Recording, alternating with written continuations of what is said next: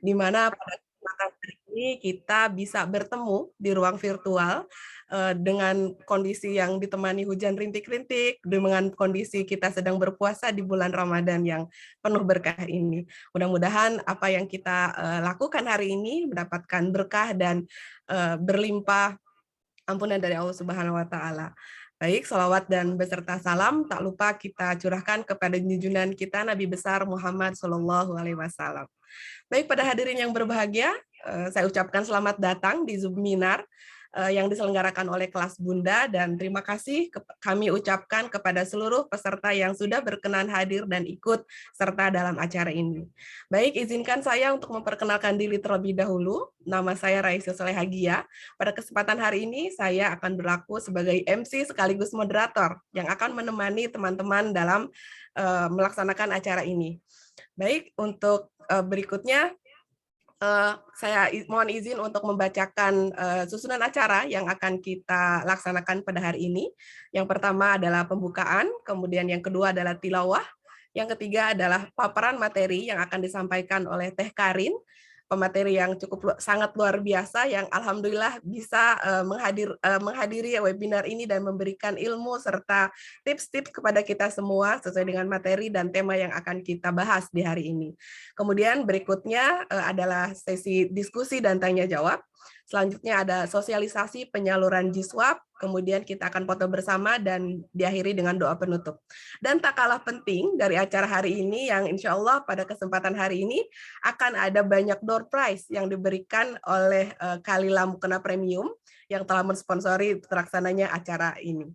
Baik, hadirin yang berbahagia, kita langsung masuk ke acara yang kedua, yaitu tilawah yang akan dibacakan atau akan dibaca oleh Saudari Siti Nurrohmah. Kepada Mbak Siti Nurrohmah, saya persilahkan.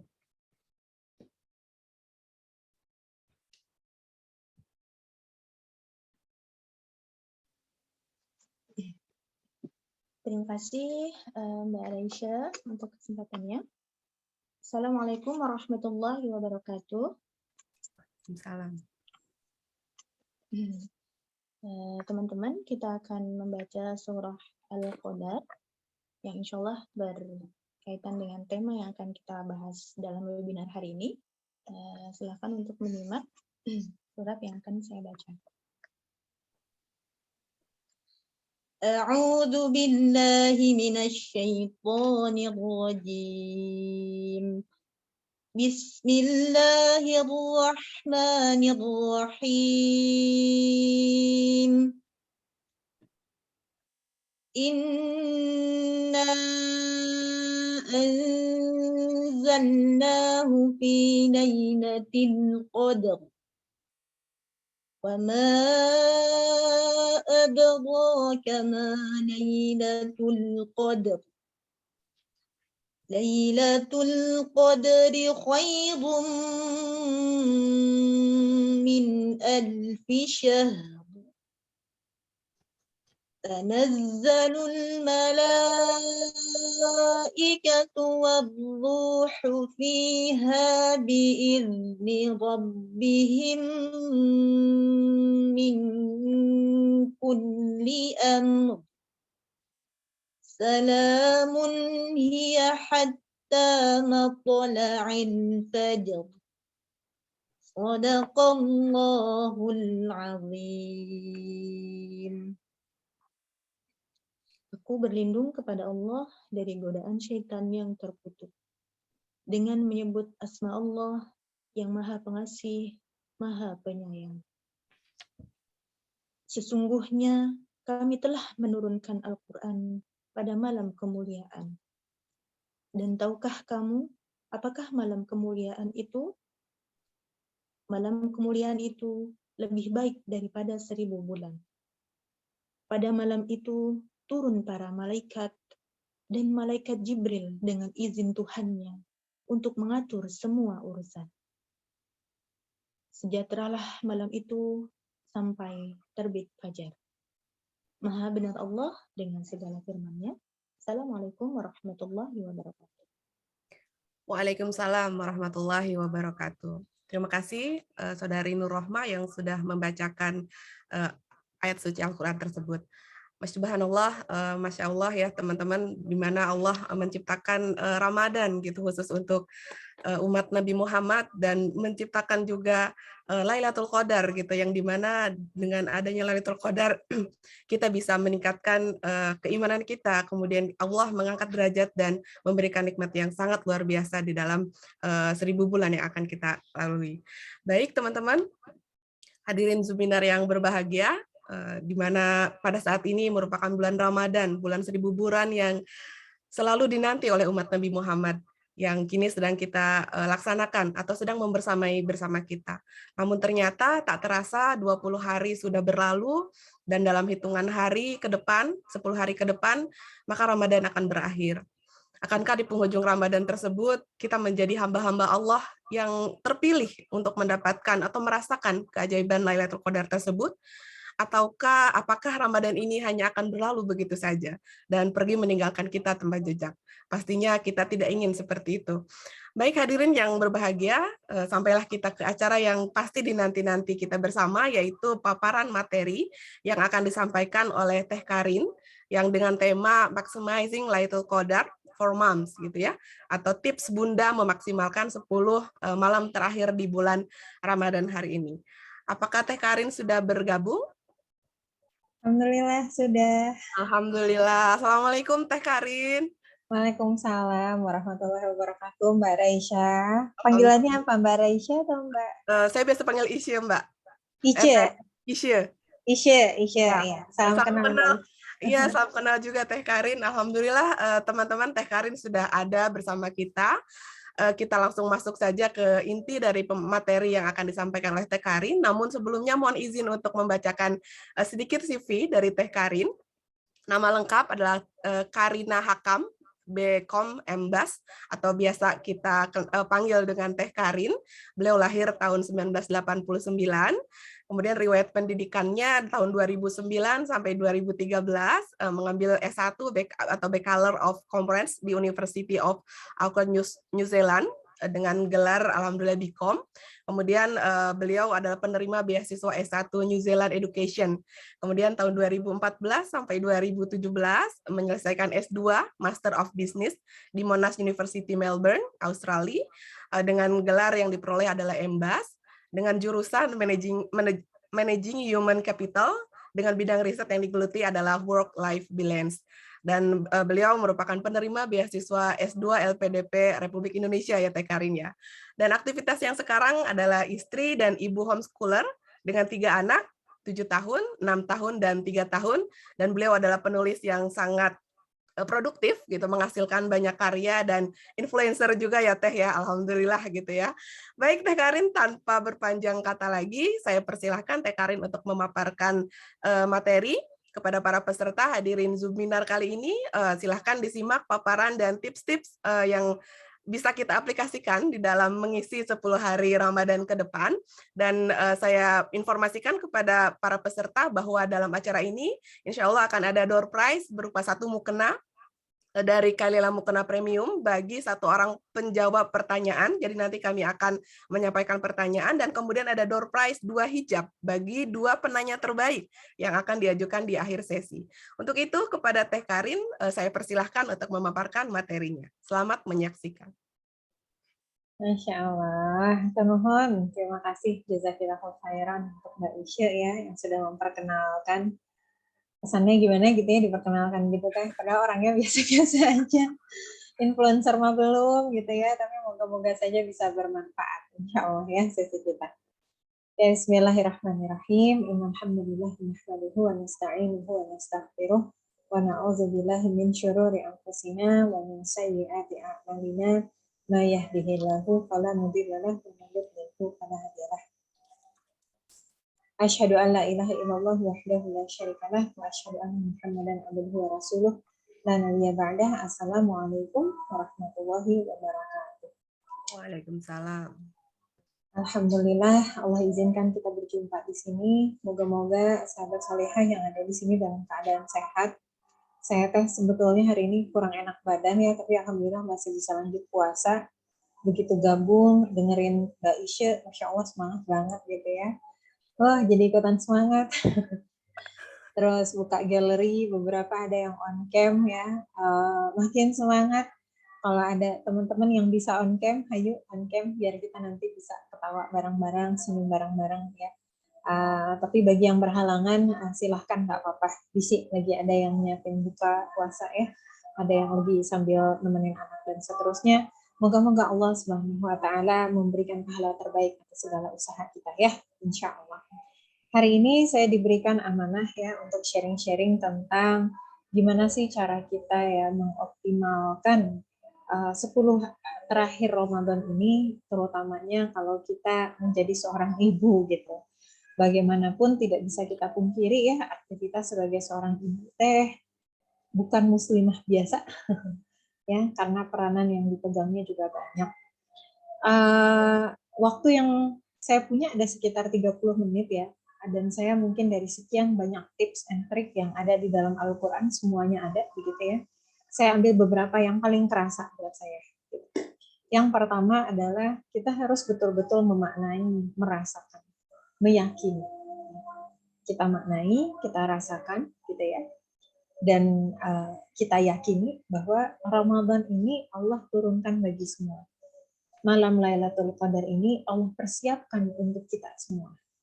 Baik itu kita muslimah maupun muslim, baik kita seorang ibu maupun bukan, mau kita ngurusin anak ataupun enggak, baik yang bekerja kantoran maupun di rumah, baik yang sedang haid atau nifas, ya, maupun yang sedang dalam tanda petik keadaan suci. Di dalam Quran Surah Al-Baqarah yang mungkin berdasarkan hitungan kalkulasi cepat sudah 20 hari kita Ramadan, mungkin sudah hafal ya. Syahrul Ramadana unzila fihil Quran. Ya, bulan Ramadan ini adalah bulan di mana diturunkannya Al-Quran. Ya. Maka kemudian faman syahra minkum falyasum. Maka karena itu ya, kan ada penjelasannya juga ya, hudal linnas wa bayyinatin minal huda wal furqan. Lalu kata Allah faman syahida minkum falyasum.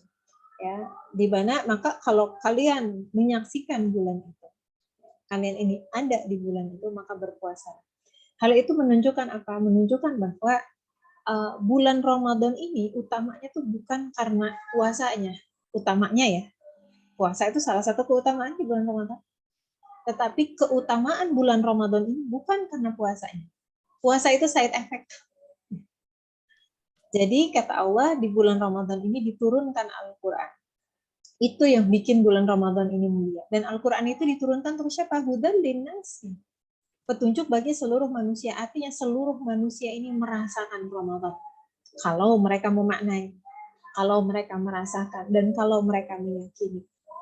Yang karena itu, dikarenakan di dalam bulan ini diturunkan Al-Quran, maka diwajibkanlah berpuasa. Jadi diwajibkan berpuasa itu bukan menunjukkan bahwa orang yang berpuasa yang paling mulia, bukan. Tapi puasa itu adalah bentuk dari kewajibannya. Artinya, begitu ya, mungkin di sini ada yang nifas, ya, ada yang haid, kadang-kadang haidnya pas banget, jackpot di 10 hari terakhir, gitu ya. Itu tidak mengurangi kedudukan kita di sisi Allah Subhanahu wa Ta'ala. Karena Ramadan itu dijadikan mulia karena di dalamnya diturunkan Al-Quran. Dan Al-Quran itu buat kita semua. Begitu juga dengan malam Lailatul Qadar. Ya, kalau kita buka di Quran surah Al-Qadar, insya Allah semuanya hafal. Ya, kata Allah Allah Subhanahu wa Ta'ala menyampaikan, sesungguhnya kami telah menurunkan Al-Quran pada malam Qadar. Yang kalau menurut sebagian mufassir, yang dimaksud dengan ini diturunkannya Al-Quran dari langit ke langit dunia, ke lauh mahfuz pun kan. Ya. Jadi dari sisi Allah diturunkan ke lauh mahfuz itu di malam Lailatul Qadar. Dan tahukah kamu apakah malam kemuliaan itu lebih baik dari 1000 bulan. Ya, pada malam itu turun para malaikat dan ruh Jibril yang dengan seizin Tuhannya mengatur semua urusan, sejahteralah malam itu sampai dengan terbit fajar. Adakah di sini dikhususkan malam Lailatul Qadar itu untuk siapa? Tidak. Tapi malam Lailatul Qadar itu diturunkan bagi kita semua. Bahkan kalau kita kaji tentang malam Lailatul Qadar, ya, di malam Lailatul Qadar itu binatang-binatang ikut merasakan ketenangannya. setan-setan belenggunya tuh semakin kuat. Malaikat-malaikat tuh sampai sesak memenuhi langit dunia. Maka malam Lailatul Qadar adalah perayaan alam semesta. Kalau binatang saja merasakan Lailatul Qadar, apalagi kita bagi para ibu, ya, baik itu yang dalam keadaan mengandung, habis melahirkan, menyusui, bahkan mungkin ada yang sedang nifas, bahkan mungkin ada yang sedang haid. Tidak ada yang menghalangi kita untuk mendapatkan Lailatul Qadar. Maka ini kemudian tadi harus apa? Dimaknai, ya, rasakan dan diyakini. Apapun keadaan kita sekarang, malam Lailatul Qadar adalah untuk kita semua. Yang kedua, ya, untuk kita bisa mengoptimalkan, gak akan bisa kalau kita niatnya tidak ikhlas dan niatnya tidak kuat. Ini dua hal yang berbeda. Ada niat yang ikhlas karena Allah tapi nggak kuat, mudah goyah. Ada niat yang kuat tapi nggak ikhlas karena Allah, percuma. Niat ikhlas karena Allah, ya Allah, pengen banget habis aku nanti tarawih pengen tilawah Al-Quran. Ikhlas niatnya, semata-mata karena Engkau ya Allah. Begitu udah selesai tarawih, lumayan capek juga ya habis tarawih gitu kan ya. Apalagi seharian tadi, orang teh pada buka barang di rumah ya. Biasa kan sebelum 10 hari terakhir kan suka pada buka barang ya, keluarga-keluarga. Ngumpul hari capek, ya rebahan sebentar deh. Ya. Niatnya ikhlas tapi tidak kuat, gampang goyah. Sebaliknya ada orang dia ada kuat banget tapi nggak ikhlas. Pokoknya gimana caranya aku bisa selesai nih hatam 3 kali bulan Ramadan. Supaya bisa ngisi checklistan, nanti bisa di-upload di Instagram, dilaporin ke ustazah biar bisa dapat door prize. Kuat niatnya, ngantuk-ngantuk dia kerjain juga. Tapi bukan karena Allah. Semata-mata karena checklistan, sama gagal juga. Maka yang harus kita fokuskan, ya, deg-degan nih, saya belum juga sampai ke malam ya udah deg-degan gitu kan ya. Betul-betul kita bersihkan niatan kita. Ya. Salah satu cara untuk membersihkan niat kita, menyucikan niat kita, kalau kata Said Hawa ya dalam bukunya Tazkiyatun Nafs, adalah dengan banyak-banyak mengingat akhirat. Itu satu. Yang kedua, dengan banyak-banyak mengingat kematian. Itu dua. Yang ketiga, dengan banyak-banyak mengingat hakikat dunia, memaknai hakikat dunia.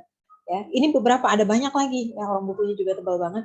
Ya, itu beberapa cara kita untuk kita mengingat kembali. Kenapa ya saya lakukan semua ini? Mengingat akhirat supaya kita nyadar bahwa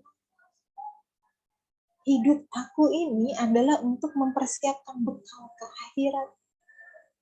Ini kita mau dikasih shortcut sama Allah. Kita mau beramal 1000 bulan kan gak bisa.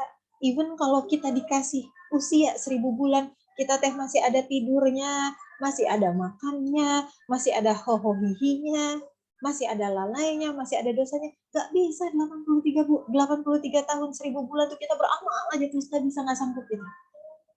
Sama Allah dikasih shortcut. Salah satu malam ini ada yang lebih mulia dari 1000 bulan. Dengan kita ingat akhirat, ya Allah, saya harus nyiapin bekal. Saya mau bawa bekal apa ini ke surga? Maka kita jadi ikhlas niatnya semata-mata karena Allah yang juga kuat. Sehingga begitu tadi selesai tarawih, mau tilawah, astagfirullahaladzim, ambil air wudhu, balik lagi. Kenapa? Ya Allah, moga-moga aku mendapatkan ampunan. Ya Allah, karuniakanlah pahala terbaik. Ikhlas, kuat. Tadi yang kedua, supaya bisa ikhlas dan kuat tadi, ingat dengan zikrul maut. Lagi capek, lagi apa, ingat. Ya Allah, tapi saya nggak tahu kapan saya mati. Apakah cukup ini amal? Kan tadi bekalnya mau siapkan bekal ke akhirat, saya nggak tahu berapa lama lagi waktu yang diberikan oleh Allah untuk mempersiapkan. Baru aja tadi pagi, saya dapat tazkirah dari teman satu kamar dulu zaman di New Zealand. Lebih dari 10 tahun yang lalu, kami dulu sama-sama aktif di MSA, Muslim Student Association, semacam rohisnya di sana. Dan seperti biasa kami suka saling bertukar nasihat apa aja yang lagi kepikiran. Dan beliau bilang katanya, entahlah yang sekarang lagi sering keingetan adalah tentang bagaimana beliau melihat perubahan dalam diri, perubahan dari usia 20-an menuju 30-an. Ya. Sekarang kan kami 30-an early 30s, ya. Melihat sudah muncul tanda penuaan. Ya. Walaupun mungkin nggak kelihatan kalau di kamera, itu harus pakai kaca pembesar, kelihatan gitu ya, ada ini dan seterusnya. Mulai kerasa badan yang nggak secanggih dulu gitu ya, pasca melahirkan berkali-kali. Gitu. Dan apa kata beliau? Tapi ini semua adalah wujud kasih sayang Allah untuk memberitahu kepada kita bahwa waktu kita semakin singkat. Ini adalah kasih sayang Allah supaya kita nggak keenakan hidup tuh cuman hidup aja, tapi kita dikasih peringatan sama Allah, ini loh ajal kamu sudah. Jadi perubahan diri kita itu, ya, itu memberi tazkirah pada diri kita. Oh iya ya, waktu berjalan terus. Waktu kita semakin singkat. Sehingga pada saat kita mau mengoptimalkan di 10 hari terakhir ini untuk mencari malam Lailatul Qadar, alasan sekedar ngantuk itu bisa kita lawan. Alasan sekedar capek, ya elah capek tuh ini cuma 10 malam aja udah, setelah itu mau tidur juga bisa. Lapar cuma sebentar aja, setelah itu selesai Idul Fitri, kita nggak boleh puasa hari Idul Fitri bahkan. Ya, diharamkan kita puasa hari Idul Fitri. Jadi kalau mau makan nanti makan bisa banyak. Ini kita optimalkan dengan harapan apa? Ya Allah, karuniakanlah aku husnul khatimah, karena aku nggak tahu wafatnya kapan. Moga-moga diwafatkan dalam keadaan husnul khatimah. Apatah lagi di malam Lailatul Qadar, tadi seperti yang dibacakan di surah Lailatul Qadar, di sana ditetapkan urusan-urusan yang kata para mufasir, cek aja lah di berbagai tafsir, banyak ya, diulang-ulang terus. Salah satu yang ditetapkan di malam Lailatul Qadar adalah takdir tahunan. Takdir tahunan. Kalau kita dalam keadaan baik di malam itu, maka baiklah takdir kita selama 1 tahun ke depan. Tapi jika buruk takdirnya di malam itu, buruk amalan kita di malam itu, maka boleh jadi buruklah 1 tahun amalan ke depan. Di dalam hadis Rasulullah Shallallahu Alaihi Wasallam menyampaikan, mungkin sampai sekarang sudah banyak yang hafal hadis ini karena diulang-ulang terus selama 20 hari ke belakang. Abu Hurairah radhiyallahu an meriwayatkan bahwa ketika telah datang bulan Ramadan, Nabi bersabda, qad ja'akum Ramadan syahrun mubarak. Sesungguhnya bulan yang penuh berkah telah datang kepada kalian.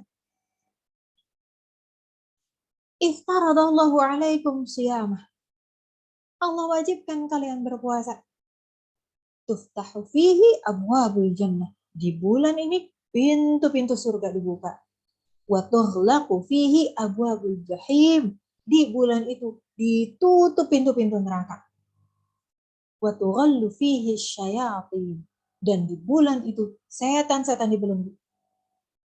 Fihi lailatun khairum min alfi syahr. Di dalamnya terdapat 1 malam yang nilainya lebih utama dari 1000 bulan. Nah, baru nih punchline-nya di sini. Kata Rasulullah Shallallahu Alaihi Wasallam, "Man hurima khairaha faqad hurim." Barang siapa dihalangi dari kebaikannya, maka ia benar-benar telah terhalang. Barang siapa yang dia dihalangi dari kebaikannya, kebaikan si malam Lailatul Qadar itu, maka ia benar-benar telah dihalangi. Na'udzubillahi min dzalik. Siapa itu orang-orang yang dihalangi? Kata para ulama, mereka adalah orang-orang yang memang tidak meniatkan. Apa sih sibuk-sibuk Lailatul Qadar? Justru semakin menuju penghujung Idul Fitri, orang-orang semakin senang. Yeay, Ramadan selesai. Udah capek puasa, capek tarawih. Yang dihalangi siapa? Mereka yang menganggap remeh, tidak mencari Lailatul Qadar. Sama saja. Malam-malam 10 hari terakhir itu sama saja dengan malam-malam yang lain. Yang diisi dengan buka bareng terus sampai tarawih terlewat. sampai isya terlewat, sampai witir terlewat. Dihabiskan dengan nonton, dihabiskan dengan berbagai hal-hal yang kemudian tidak bermanfaat. Na'udzubillahi min dzalik. Tidakkah kita menginginkan takdir yang baik selama 1 tahun ke depan? Sementara sebagai seorang ibu ada begitu banyak harapan kita bagi keluarga kita, bagi anak-anak kita, bagi kita sendiri. Apatah lagi berkenaan tentang zikrul maut, kita tidak tahu wafat kita kapan. Barangkali ajal kita adalah 1 tahun ke depan, dalam 1 tahun ke depan ini malam Lailatul Qadar adalah ikhtiar kita mengikhtiarkan husnul khotimah. Yang ketiga tadi gimana cara menguatkan dan meluruskan niat? Mengingat hakikatnya. Yang kata Allah Subhanahu wa taala di dalam Quran surah Al-Hadid itu surah ke-57 ya.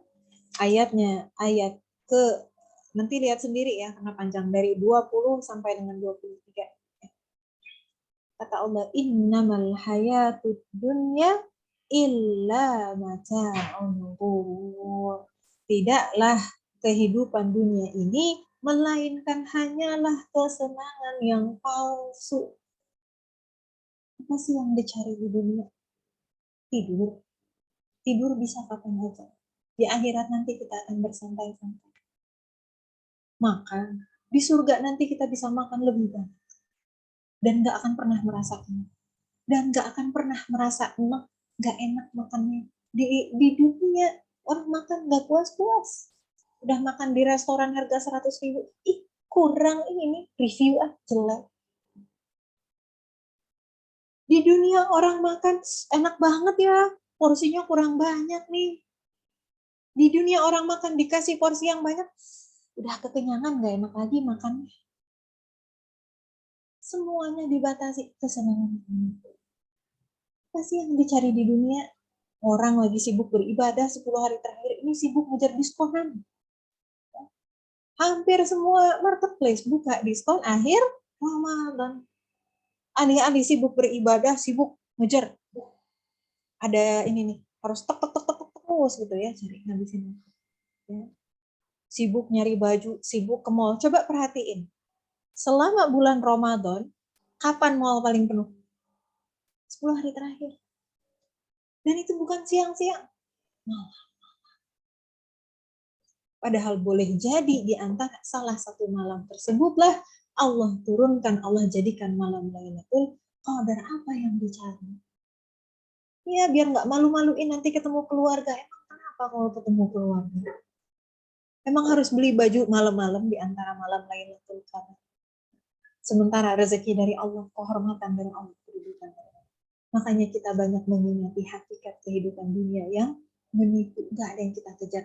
Hatta itu sekalipun urusan kerjaan. Berapa banyak yang deadline kerjaannya di 10 hari terakhir. Kejar, kalau bisa kejar dari sekarang. Ya, pagi-pagi, siang-siang, usahakan yang terbaik. Termasuk godaannya bagi para ibu apa? Anak. Tapi anak aku mau ini, anak aku begitu. Di 10 hari terakhir adalah malam di mana kita punya excuse anak kita secondary. Selama ini nggak pernah ngasih gadget sama anak, jarang ngasih screen time sama anak. Inilah malam di mana kalau kita mau beribadah, kita punya excuse lebih tinggi. Nah, mau nonton Nusarara, so. Ngasih gadget bukan berarti kasih game nggak benar ya. Kasih tonton Nusarara, kasih UV TV, banyak. Sekarang tonton-tonton yang bermanfaat.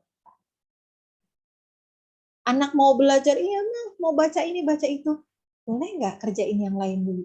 Ini adalah malam di mana kita bisa mengatakan seperti itu. Kenapa? Di malam ini yang dihisap adalah kita, bukan anak-anak. Di 10 hari terakhir ini bukan lagi saatnya, ayo nak, selesaiin tilawah, bukan.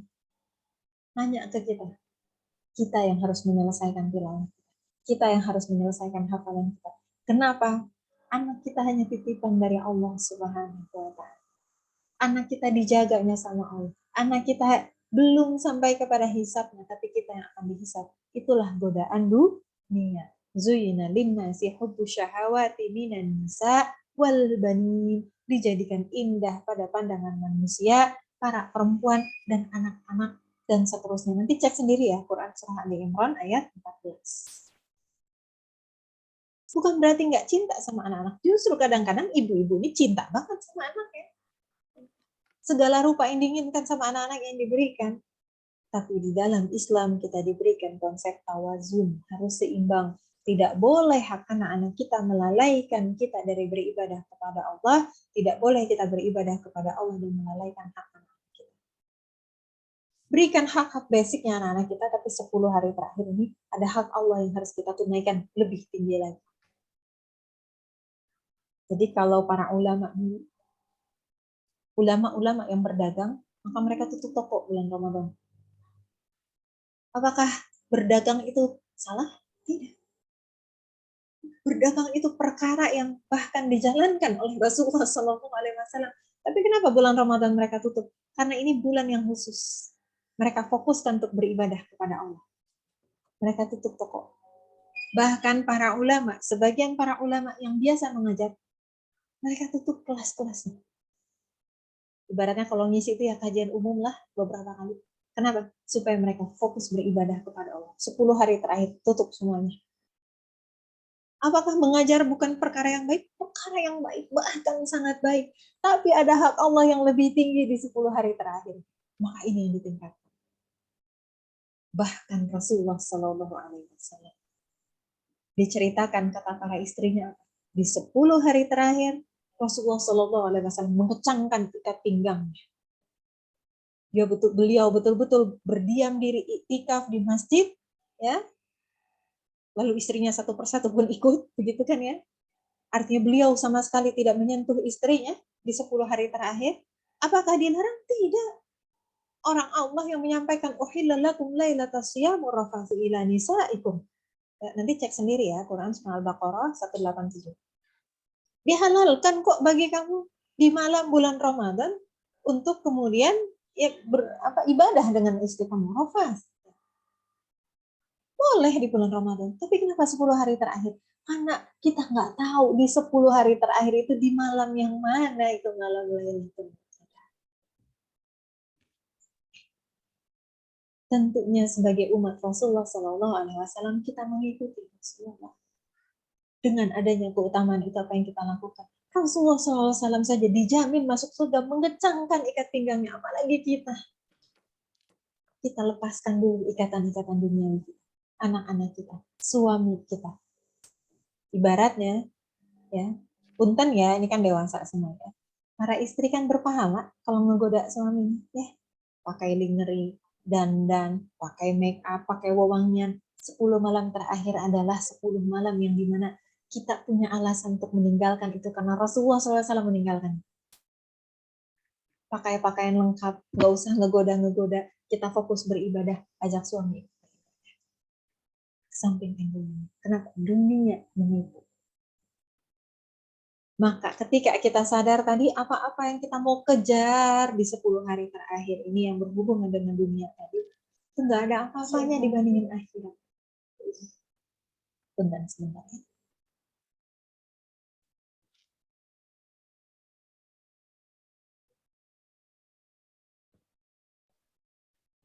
Maka akhirnya niat kita menjadi ikhlas, niat kita pun menjadi kuat. Lalu kemudian yang ketiga, ya, bagaimana cara kita mengoptimalkannya? Optimalkan dengan mengisi amal-amal solih yang kita mampu, yang kita bisa dengan sepenuh nikmat. Nikmat ini bisa kita dapat kalau niatnya benar dan niatnya benar. Allah Subhanahu wa taala menyampaikan wasta'inu bis-sabri was-shalah. Mintalah pertolongan Allah dengan sabar dan salat. Nanti cek sendiri ya Quran Surah Al-Baqarah ayat 45. Wa innaha lakabiratun illa 'alal khashiyin. Dan sesungguhnya salat itu berat kecuali untuk hamba-hamba yang khusyuk. Khusyuk itu siapa sih? Alladzina yadhunnuna mulaqu rabbihim wa annahum ilaihi raji'un. Yakni mereka yang yakin mereka akan kembali kepada Rabb-nya dan hanya kepada Allah yang mereka mencari. Yakin dengan pertemuan kepada Allah. Maka dalam beribadah, dalam mengoptimalkan tadi dengan sepenuh nikmat, dengan sepenuh khusyuk.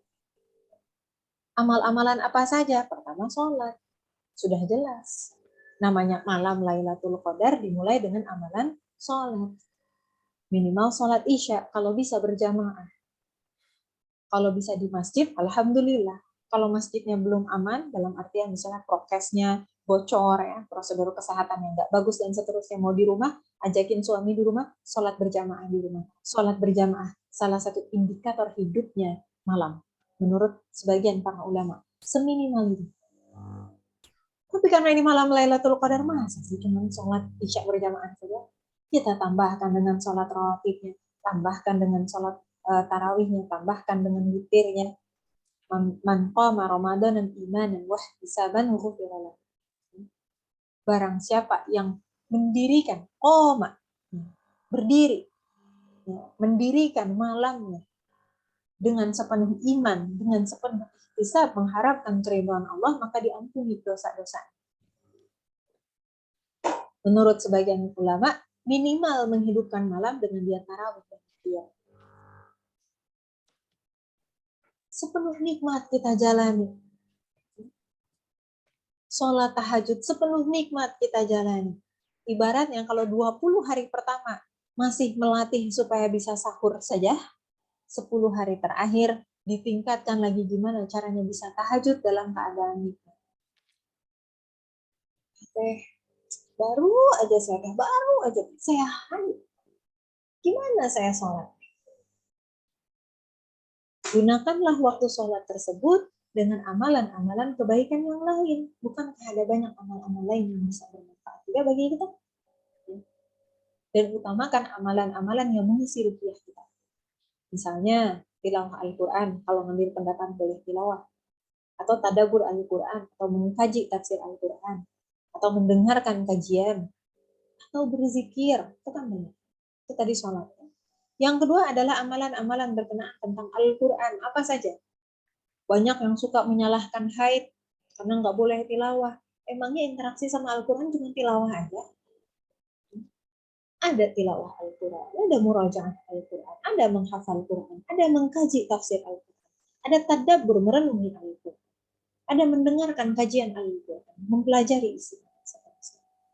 Yang jelas apapun yang mengisi hati. Apatah lagi Al-Quran itu adalah suatu amalan yang Allah utamakan untuk dilakukan di malam hari.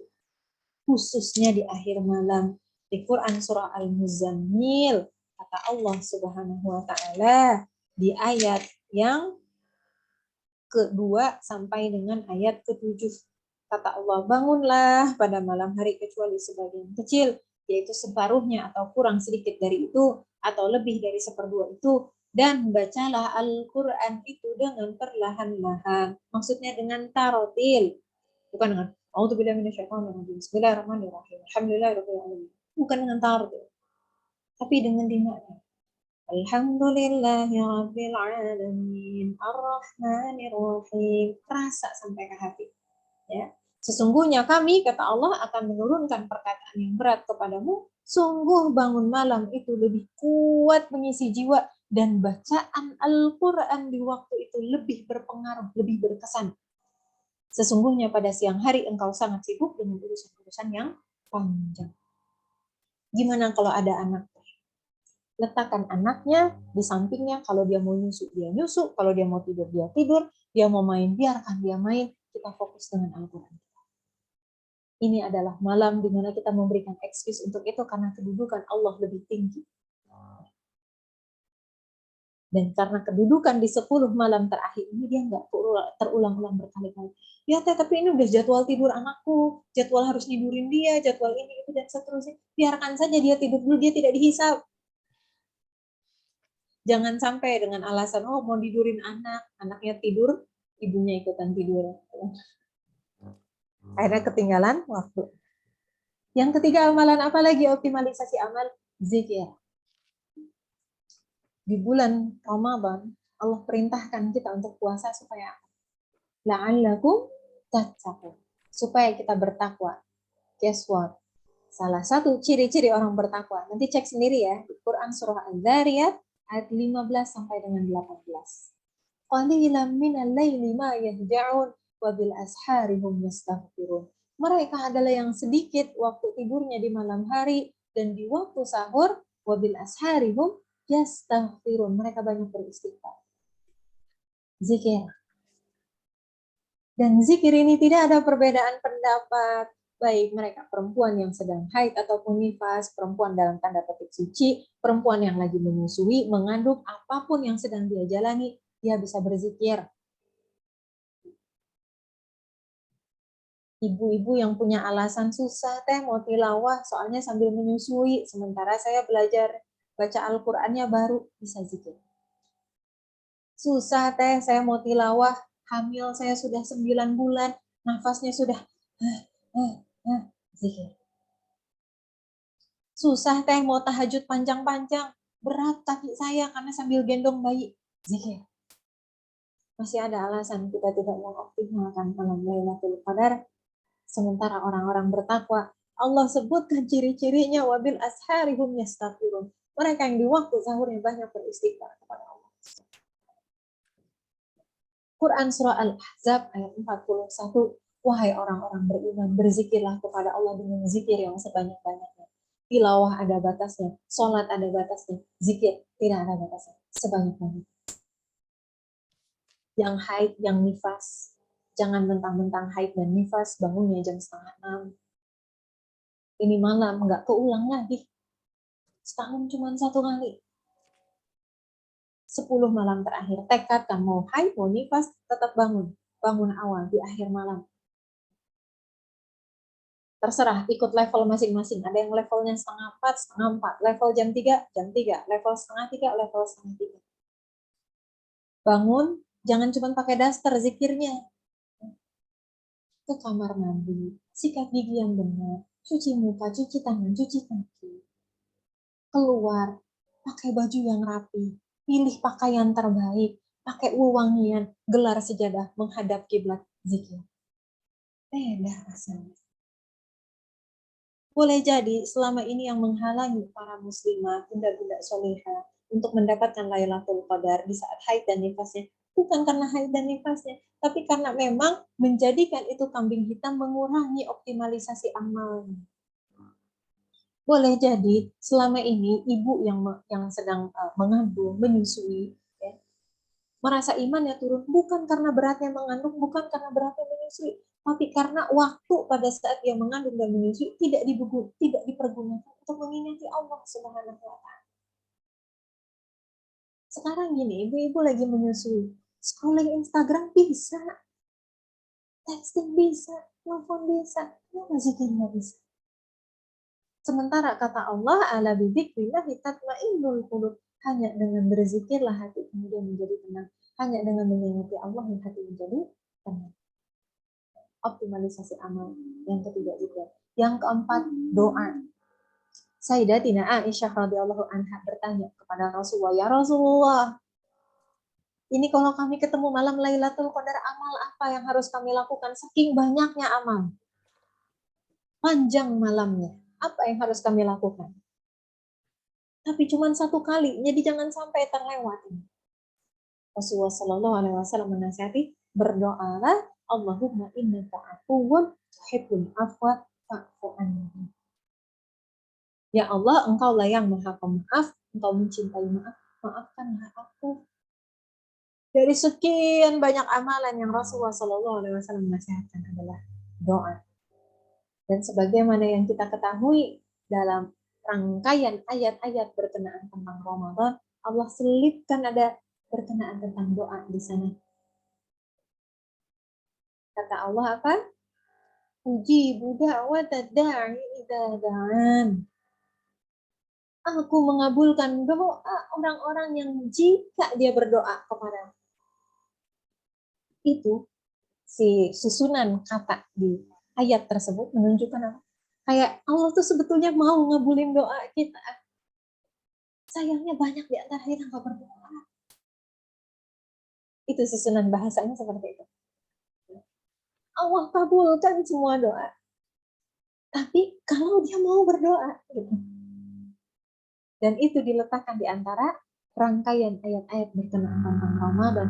Kata Allah, "Falyastajibu wal yu'minu bi." Nanti cek sendiri ayatnya ya, Quran surah Al-Baqarah ayat 186. Dan peranan kita sebagai seorang ibu, apakah menghalangi kita untuk berdoa? Lalu keluhan apalagi yang layak kita sambungkan kepada Allah Subhanahu wa Ta'ala? Iya nih, saya nggak optimal 10 hari terakhir. Soalnya saya punya anak saya teh 2, yang satu bayi, yang satu masih balita. Terus anak kemari gini. Padahal pada saat malam-malam anaknya tidur. Padahal pada saat malam-malam anaknya main sendiri. Padahal pada saat malam-malam anaknya cuma nyusuin aja, gangguin dia juga. Dan doa itu bisa kita panjatkan kepada Allah kapan saja kita mau. Sepanjang malam itu semuanya barokah. Tidak perlu kita menunggu. Bahkan pada saat kita nyiapin sahur sekalipun kita bisa berdoa. Iya kan? Dan jangan pernah remehkan doa. Ada 2 wanita teladan di dalam Al-Quran. Ini minimal ada 2 ibu teladan di dalam Al-Quran yang kemudian Allah catatkan kisahnya. Bukan tentang kisah tahajudnya, bukan kisahnya melawan tentara, bukan kisahnya apa, tapi kisahnya berdoa. Yang pertama adalah ibundanya Maryam binti Imran pada saat mengandung, doanya direkam oleh Allah Subhanahu wa Ta'ala di dalam Quran surah Ali Imran ayat 35, dikabulkan di ayat 37.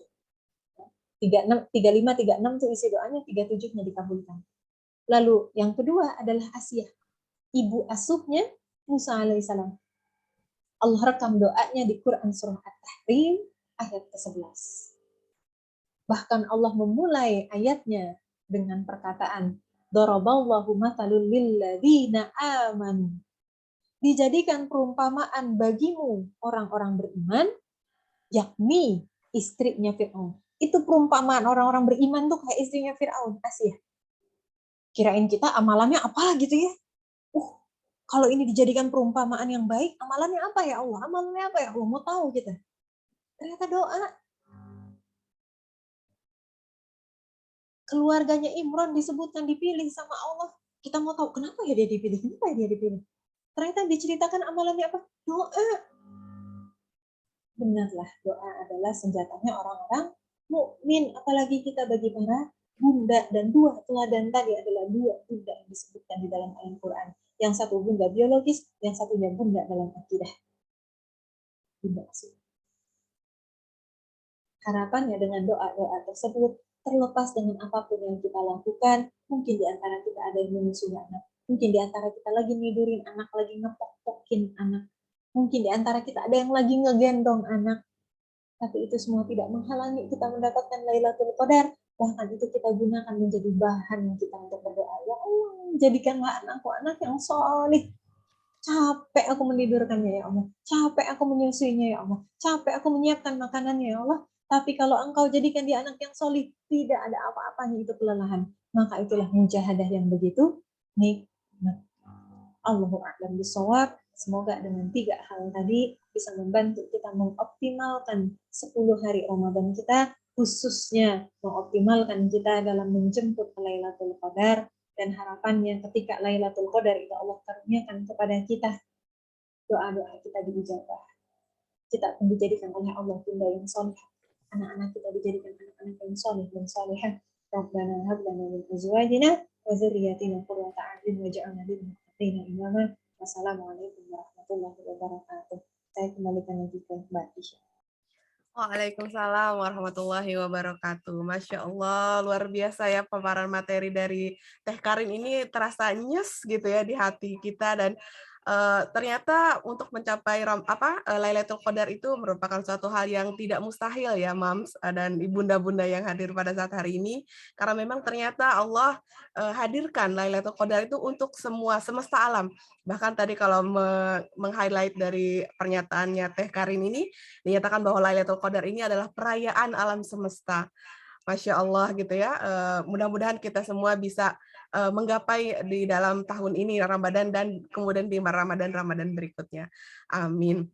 Ya, kemudian teman-teman kalau misalkan kita melihat kesibukan ibu-ibu gitu ya, misalkan setiap hari bangun tidur sampai mau tidur lagi, ibaratnya kalau misalkan kita istilahkan seperti tangan menjadi kaki, kaki menjadi tangan gitu ya Teh ya, riweuh gitu ya, riweuhnya tuh nggak selesai-selesai gitu ya, tapi insya Allah pada saat di bulan Ramadan ini, khususnya di 10 malam terakhir ini gitu ya, mudah-mudahan kita diberikan excuse kalau kata Teh Karin gitu ya, kita bisa memberikan eksklusi dalam diri kita dan di mana kita menjadikan 10 malam hari terakhir itu merupakan benar-benar malam untuk Allah gitu, untuk kita beribadah, bermuhajadah kepada Allah gitu ya. Baik, luar biasa paparan yang tadi disampaikan, terasa sangat adem gitu ya Teh, yang mudah-mudahan itu menjadi inspirasi bagi kita semua dan pada kesempatan berikutnya kita langsung masuk saja mungkin ke sesi berikutnya Teh untuk masuk ke dalam tanya jawab. Barangkali dari peserta yang hadir di Zoominar kali ini ada yang mau ditanyakan atau diskusikan dengan Teh Karin, silahkan bisa open mic atau mungkin bisa raise hand terlebih dahulu. Baik, panitia, apakah sudah ada? Baik, sebentar.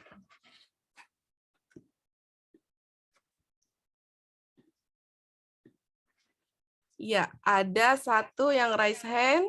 Mungkin bisa langsung open mic, Teh Rati atau Mbak Rati, silahkan. Ya, baik. Assalamualaikum warahmatullahi wabarakatuh. Waalaikumsalam warahmatullahi wabarakatuh. Terima kasih banyak kepada Mbak Karina Hakman untuk pemaparannya. Nah, saya sangat sangat tersentuh terlebih karena mengalami sendiri gitu mengenai Lailatul Qadar ini, seakan-akan Allah tuh menegur gitu saya. Jadi kalau boleh cerita sedikit, sebenarnya saya belum berstatus sebagai ibu gitu kan, tetapi udah usia 25. Saat ini sedang melanjutkan studi S2 di Jepang. Nah, karena saya baru datang gitu ya setelah pandemi setahun, kemudian datang langsung persiapan tesis, jadinya tuh saya benar-benar disibukkan gitu ya dengan urusan duniawi. Lalu beberapa hari ini saya rasa kok hati saya gersang sekali gitu kan. Oh, ternyata saya baca satu postingan di WhatsApp, iya ini udah malam 10 terakhir gitu tanpa terasa, karena saya juga sedang halangan ya, sedang haid gitu ya. Jadinya alhamdulillah gitu Allah kasih kesempatan saya untuk tahu mengenai webinar ini, alhamdulillah.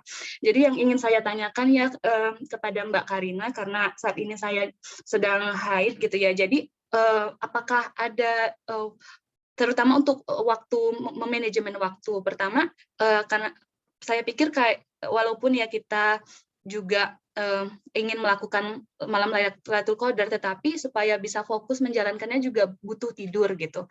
Jadi saya ingin bertanya apakah waktu tidur antara mungkin jam 10 ke jam 2 itu baik gitu Mbak, karena saya belum tahu pasti nih di malam di jam berapa itu kira-kira yang lebih direkomendasikan untuk melaksanakan ibadah-ibadah Lailatul Qadarnya. Karena mungkin di antara jam 2 dan jam 6 pagi itu tetap lanjut ya Mbak itu ibadahnya, dan mungkin dari jam 7 ke jam 10 itu saya ibadah lagi, tetapi jam 10 sampai jam 2 itu untuk waktu tidur. Nah, apakah ini kira-kira tepat gitu waktunya Mbak? Dan yang kedua, apakah ketika halangan itu juga kita disarankan untuk mengambil wudhu gitu, karena kan akan melakukan beberapa ibadah-ibadah ya, mengoptimalkan yang bisa dilakukan oleh wanita haid ya. Tadi saya udah dengar ya beberapa kayak tadabbur ayat, berzikir, kemudian murajaah ya, surat-surat yang dihafal gitu. Nah, jadi apakah mengambil wudhu itu juga disarankan dan apakah diperbolehkan gitu kalau sedang haid? Dan yang ketiga, batasan-batasan interaksi sama Al-Qur'annya itu gimana ya Mbak kira-kira? Karena beberapa mengatakan ya, beberapa pendapat mengatakan nggak boleh nyentuh Al-Qur'an. Lalu apakah kalau Al-Qur'an di handphone itu boleh kita baca gitu artinya gitu, maknanya? Mungkin 3 pertanyaan itu dari saya. Terima kasih banyak. Assalamualaikum. Baik. Waalaikumsalam warahmatullahi wabarakatuh. Baik, Teh Karin, apakah mau ditampung terlebih dahulu atau mau langsung dijawab? Langsung aja ya, bisa keburu lupa pesertanya Ya. nanti. Enggak, silakan. Ya, ternuhun Teh Isya. Ya, jadi yang pertama terkait pembagian waktu ya. Jadi ini adalah malam-malam di mana para ulama mengeluarkan kopi. Artinya mereka memang menyedikitkan tidur. Kopi itu kan tidak disarankan untuk malam-malam kan sebetulnya gitu ya. Tetapi khusus di malam-malam 10 malam terakhir inilah malam-malam di mana mereka mengeluarkan kopinya. Tapi ulama itu trainingnya lama. Artinya di luar bulan Ramadan pun mereka tidurnya sedikit. Ya. Di luar bulan Ramadan pun mereka biasa membagi malam menjadi 3, yaitu sepertiganya buat tidur, sepertiganya untuk beribadah, sepertiganya untuk menuntut ilmu. Kalau kita belum sampai ke sana, ya jangan ikut-ikutan, gitu. Tetapi ini untuk menunjukkan pentingnya di malam-malam ini. Artinya malam-malam ini memang malam-malam yang panjang. Sehingga waktu tidur itu kita ada mujahadahnya, kesungguhan kita.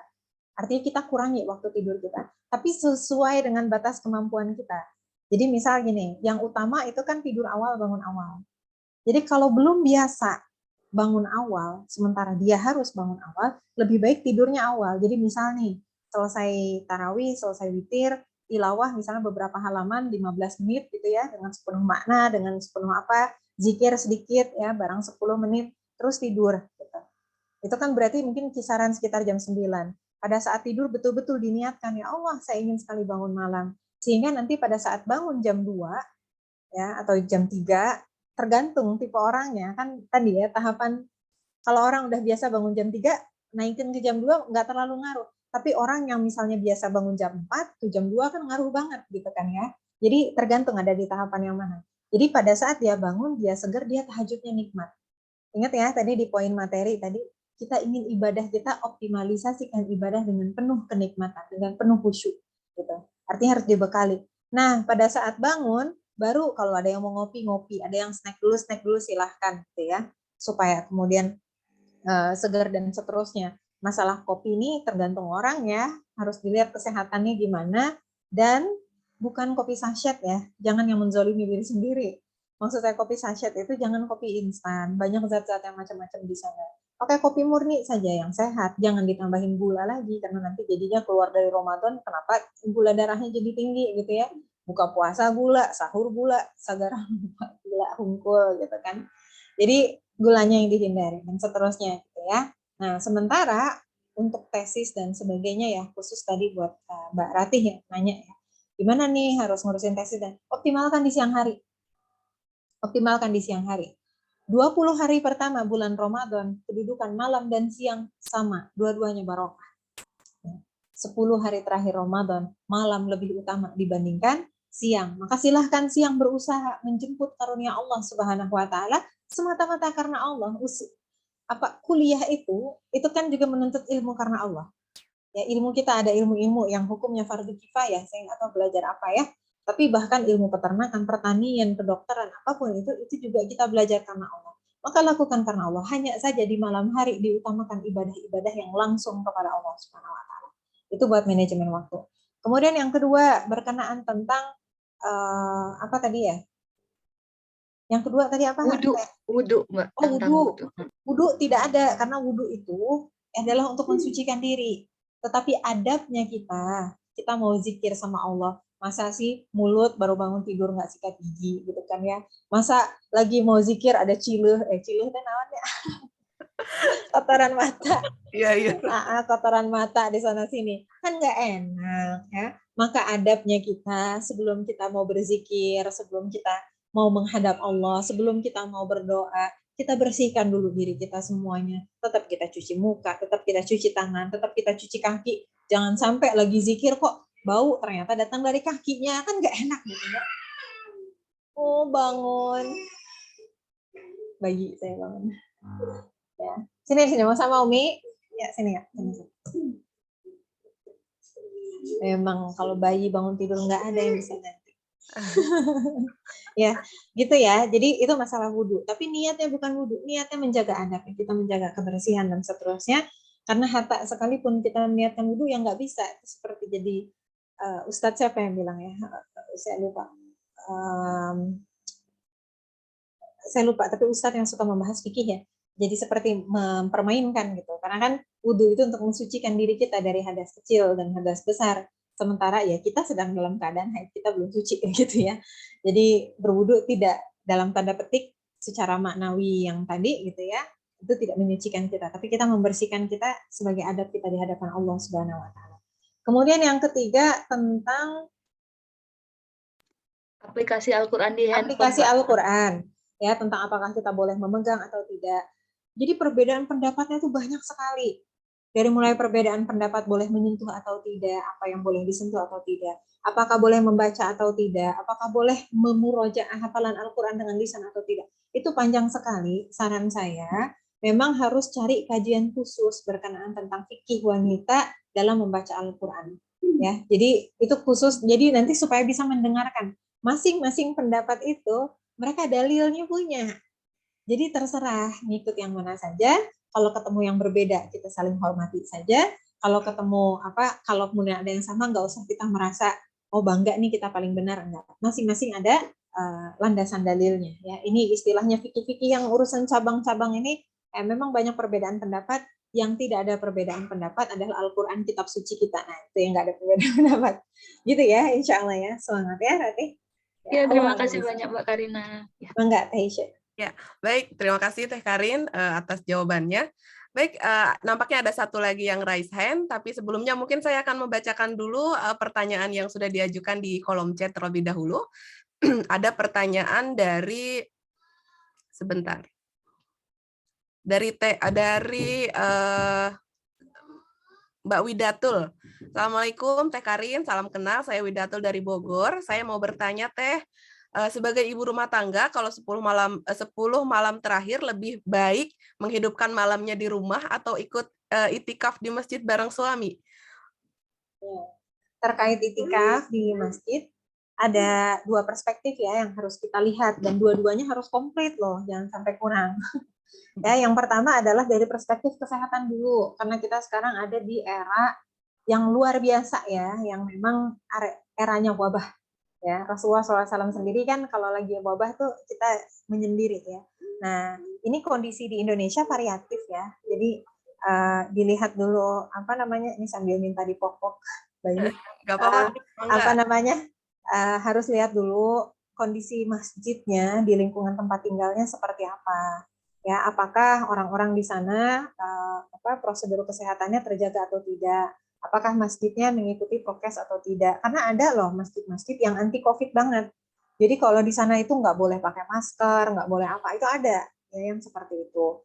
Ada juga yang masjidnya menerapkan prokes tapi nggak ketat. Jadi orang ya simpang siur, nggak pakai masker, bahkan ada yang batuk-batuk sekalipun. Nah, bagi kita para ibu, kita ini nggak hanya memikirkan kita, tapi kita memikirkan anak kita juga.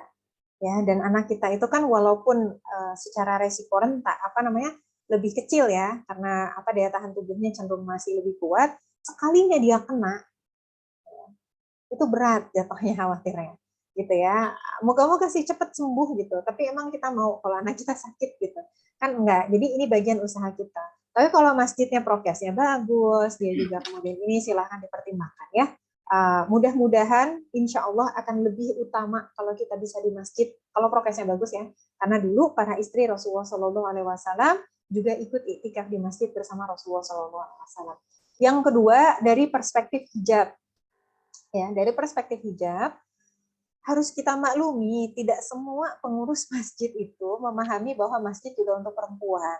Jadi kadang-kadang ini ada masjid-masjid tertentu yang memang tidak memfasilitasi perempuan, sehingga kemudian tidak ada hijabnya, tidur pun campur baur apa segala rupa ya, tidak ada alokasi yang cukup gitu ya, sehingga kemudian secara untuk kita bisa menutup aurat, tidur aman dan seterusnya itu agak-agak bahaya gitu ya. Kalau kami dulu kayak misalnya contoh ya cukup bagus tuh di Masjid Habibur Rahman. Jadi memang di selasar belakang itu untuk family, untuk keluarga, ada coupling-couplingnya gitu. Jadi kan aman kita ya etika di sana gitu. Tapi saya pernah tuh ada di adalah suatu masjid ya, udah mah nggak ada hijab, terus kita nggak bisa family, nggak bisa barengan sama suami, dan itu kalau misalnya kita di area selasar yang khusus perempuan, si laki-laki kita bisa tetap ini bolak-balik aja gitu kan jadi kita bingung ya, udah mas suami nggak ada, terus ada laki-laki bolak-balik, ini gimana caranya? Terus kayak tempat wudhu, ya tempat apa segala rupa diperhatikan, yang kita bisa tetap menjaga aurat kita secara sempurna. Jadi dua perspektif itu, yang pertama perspektif kesehatan, yang kedua dari perspektif syariat. Ya jangan sampai kita mau itikaf tapi malah jadi fitnah, gitu ya. Nauzubillah min dzalik. Kalau dua-duanya terpenuhi, maka yang lebih afdol dan lebih utama adalah kita itikaf di masjid. Karena itu yang dilakukan oleh para ummahatul mukminin dan Rasulullah SAW tidak melarang mereka. Maka insya Allah itu yang lebih utama. Allah alam bisawab. Itu mungkin Teh Isya. Baik, hatur nuhun Teh. Mungkin barangkali ini ada satu lagi di chat yang masih berhubungan dengan itikaf. Pertanyaan dari Mbak Nurul. Assalamualaikum Teh, izin bertanya terkait itikaf. Jika istri tidak bisa ikut itikaf, namun menyiapkan kebutuhan suami untuk itikaf, apakah akan mendapatkan pahala itikaf juga? Itu ya. Silakan Teh. Bagian ulama berpendapat demikian. Karena kita, para istri dan para ibu itu punya peluang mendapatkan pahala jihad ketika mempersiapkan anak dan suami untuk jihad. Maka itu kemudian dikiaskan, dijadikan analogi untuk berbagai amalan yang lain. Contoh, gitu ya, kayak yang nggak ada perbedaan pendapat, misalnya menyiapkan buka puasa. Setiap orang yang mempersiapkan buka puasa, maka dia mendapatkan pahala berbuka puasa, pahala puasanya orang yang berbuka pakai makanan dia tadi. Makanya banyak orang buka donasi apa? Donasi untuk buka puasa pejuang di Palestina. Kenapa kita nggak bisa dapat pahala puasa karena pejuang di Palestina? Kita bisa mempersiapkan buka puasanya. Ya, kayak misalnya ya kita memberikan buka puasa bagi orang-orang yang punten ya kurang mampu, miskin. Itu beda puasanya mereka. Puasanya orang miskin itu puasa di bawah kezoliman, puasa di bawah tekanan, kesabaran yang mungkin beda dan seterusnya. Maka insya Allah kita pun dapat pahala puasanya mereka juga gitu ya. Jadi kalau ada peluang sedekah, peluang infak, peluang apa semuanya kita keluarkan. Tadi di poin materi ya, di optimalisasi amal, itu infak kan belum sempat dimention ya. Infak ini salah satu amalan-amalan kita yang bisa kita lakukan ya untuk mengoptimalkan di 10 hari malam terakhir. Nah, jadi kalau misalnya kita terhalang karena uzur, ya uzur salah satu uzur yang tadi, kita nggak bisa itikaf ke masjid, kita dukung suami kita itikaf. Kita dukung anak laki-laki kita untuk itikaf. Mudah-mudahan Allah SWT mengaruniakan pahala itikaf juga bagi kita. Tapi, mentang-mentang nggak itikaf di masjid, bukan berarti kemudian ngalor ngidul di rumah. Tetap kemudian harus diusahakan kita itu berhalwat, berdua-duaan dengan Allah dalam ibadah-ibadah kita. Gitu ya, insya Allah. Kalau bisa mah, siapkanlah ada sepetak mihrab di rumah. Memang dijadikan semacam mihrab gitu ya, dipersiapkan yang bisa ditaruh sejadah di sana, kita tilawah di sana. Jadi kerasa gitu. Ini memang ruang tempat buat sholat. Gitu. Allah alam bisawab. Itu mungkin Aisyah. Baik, terima kasih Teteh jawabannya. Baik, hadirin yang berbahagia, nampaknya ada satu yang raise hand. Saya izin untuk membuka atau mempersilahkan Mbak Arina Nur untuk open mic. Ya, Assalamualaikum warahmatullahi wabarakatuh. Izin bertanya, Teh Karin. Saya Arin, punya anak satu, usia 4 tahun, perempuan. Alhamdulillah kalau dari tadi nyimak pertanyaan kewajibannya, 2 pertimbangan tentang kesehatan atau apa tadi satu lagi tuh tentang keamanan hijab gitu ya. Saya udah menentukan masjid yang menurut kami, keluarga kami itu bisa memenuhi 2 itu. Namun bagaimana cara mengkondisikan anak itu agar kondusif ya ada tips and triknya nggak? Kalau sejauh ini sebenarnya sebelum pandemi dari bayi memang sudah dibiasakan untuk ikut itikaf bersama, tapi ya karena qadarullah 2 tahun ini vakum untuk itikaf bersama keluarga. Jadi di usia 4 tahun ini baru ikut lagi gitu. Terus yang kedua saya mau tanya, ada saudara saya yang mau ikut, tapi kondisinya itu sedang haid. Nah, sepemahaman saya tuh kalau misalnya haid kan tidak diperbolehkan. Nah, tapi dia bilang kalau misalnya haidnya sudah yakin tidak akan yang mengotori masjid, maksudnya udah di hari-hari terakhir itu diperbolehkan asal bukan di tempat kita sholat gitu. Itu bagaimana tanggapannya Teh Karin? Jazakillah khair sebelumnya. Ya, wa iyyakum ahsanal jaza. Berkenaan dengan tips and trik membawa anak, ini mah sepengalaman saya ya, bertahun-tahun bawa anak, dari mulai bawa 1 anak, 2 anak, 3 anak. Nggak usah terlalu heboh ya. Cukup siapkan makanan secukupnya kalau anaknya nggak puasa. Hindari makanan-makanan bergula ya. Bikin sugar rush itu teh. Ya. Hindari makanan-makanan MSG. Cari makanan-makanan sehat yang kemudian jadi badannya mereka juga lebih enak. Sediakan mainan dan alat kebutuhan yang biasa itu secukupnya gitu ya. Dan kalau bisa hindari gadget ya, gadget screen time yang terlalu lama, karena itu bikin pusing. Nanti anaknya jadi gampang emosian, kita mau ibadah dia malah marah-marah terus gitu ya. Insya Allah nanti di masjid, mudah-mudahan Allah akan pertemukan dia dengan anak-anak yang lain. Biasanya sesama anak-anak tuh mereka akan main-main juga gitu ya. Bahkan siapa namanya, saya punya teman yang kami memang bukan teman sih, beliau senior saya gitu ya, maksudnya lumayan jauh, tapi selalu ketemu minimal tuh setahun sekali di Masjid Habibur Rahman itu gitu. Sehingga Maryam, anak saya yang kedua itu deket sama anaknya beliau, namanya Teh Alimah. Sampai sekarang kalau ditanya, masih ingat nggak sama Teh Alimah? Iya, itu temannya Maryam di masjid yang banyak tendanya gitu ya. Jadi membangun pertemanan itu dari itikaf, karena setiap tahun ketemu gitu ya. Jadi itu Masya Allah, itu buat anak-anak ya, nggak usah terlalu heboh lah gitu. Dan buat saya sih terutamanya gini ya, Allah Subhanahu Wa Taala itu nggak akan membebani kita dengan apa yang kita nggak bisa. Jadi kalau Allah sudah berikan kita peluang amal, peluang pahala, dan itu bagian dari ketaatan kita kepada Allah, Allah akan jagain kita. Jadi tawakalnya itu jangan tawakal sama anak orang. Aduh gimana nanti kalau nggak ada anak orang? Tawakalnya bukan misalnya, aduh gimana kalau makanannya anak nggak suka, gimana kalau mainan. Jangan tawakal sama mainan, jangan sama makanan, jangan sama apa-apa. Tawakal sama Allah, perkuat doa, ya Allah mudah-mudahan ini bisa itikaf gitu ya. Nah, kemudian itu yang pertama. Yang kedua, pertanyaan tentang orang yang haid ini juga perbedaan pendapat ya. Banyak orang para ulama berbeda pendapat. Kalau saya dulu karena memang sudah terbiasa ya ikut pendapat yang membolehkan gitu ya, selama bukan di area sholat begitu. Karena dulu kan saya awal hijrah kan di New Zealand ya. Dan syekh-syekhnya juga sudah dari ya Mesir gitu ya, bahkan ada yang langsung oleh murid dari Yusuf Al-Qaradawi gitu. Dengan mereka yang kalau nyampein juga dengan dalil yang jelas gitu ya. Saya lebih condong kepada pendapat yang itu, walaupun kita tidak dapat pahala itikafnya, tapi kita dapat pahala zikirnya gitu ya, dan seterusnya, dan ini kan 10 malam terakhir gitu ya. Tetapi kalaulah mengambil pendapat yang tidak boleh juga nggak masalah. Gitu. Jadi misalnya ada orang yang kemudian berpendapat nggak boleh gitu, ya kita hormati saja. Kita semengikut kita gitu ya.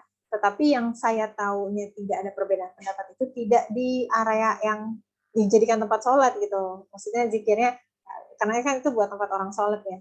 Jadi misalnya kalau masjid itu kan ada selasarnya, ya berarti dia di selasarnya gitu ya, dan seterusnya. Allah alam bisawab itu ya.